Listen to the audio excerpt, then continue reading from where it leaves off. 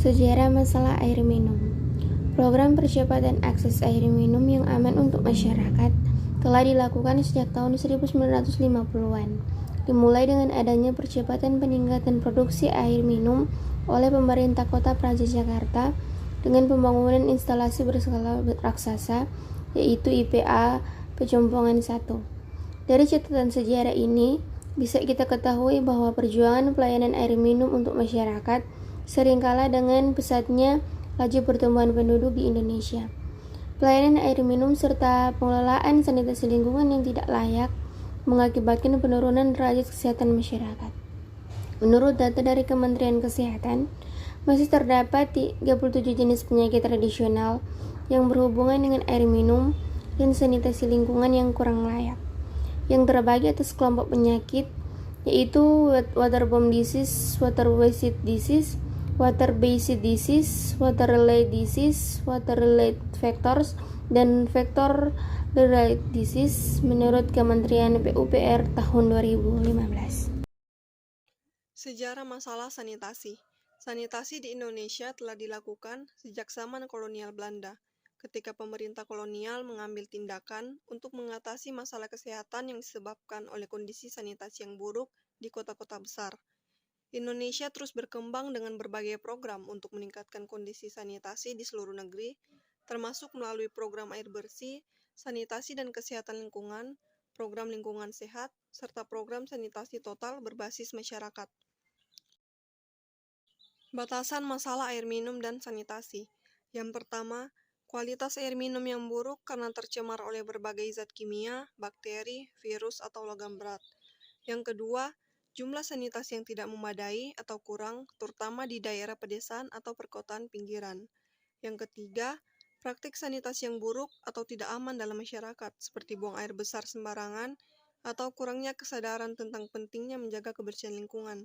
Yang keempat, kurangnya akses pada fasilitas sanitasi yang lebih modern dan efektif, seperti toilet urinoir, septic tank, atau pengolahan limbah cair. Yang kelima, pengolahan sanitasi yang buruk, kurangnya fasilitas sanitasi yang memadai dapat meningkatkan risiko penyebaran penyakit.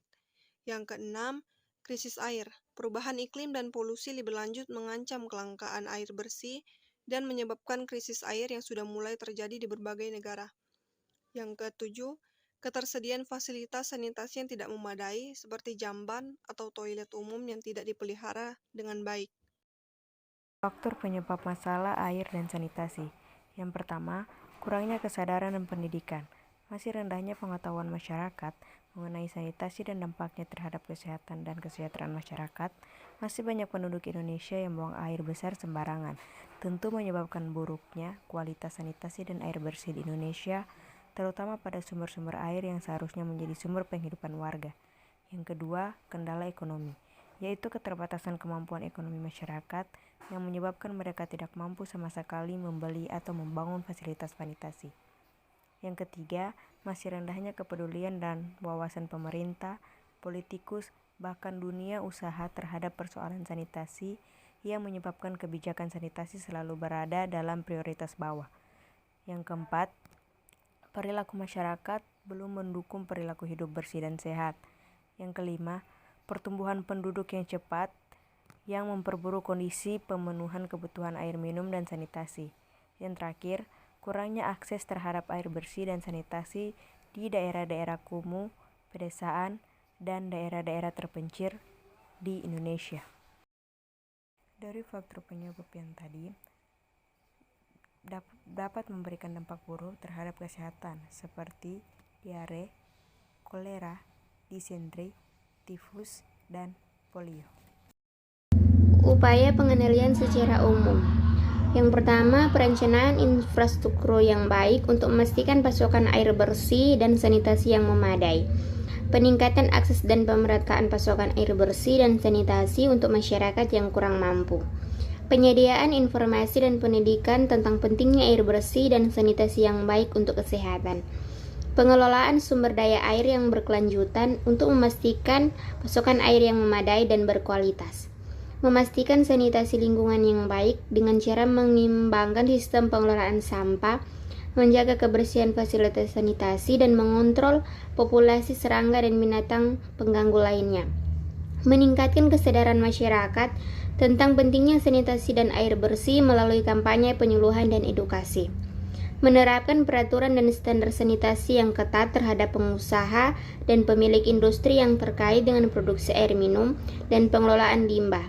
Peningkatan pengawasan terhadap industri yang berpotensi mencemari sumber air bersih, serta pengawasan dan regulasi yang ketat terhadap kualitas air minum dan sanitasi untuk mencegah terjadinya pencemaran atau infeksi.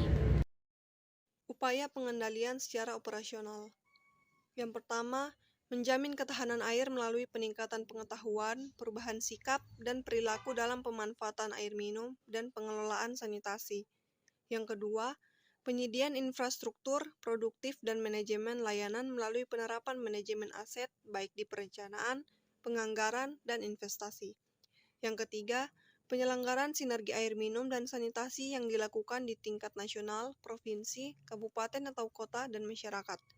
Yang keempat, peningkatan efektivitas dan efisiensi pendanaan infrastruktur air minum dan sanitasi.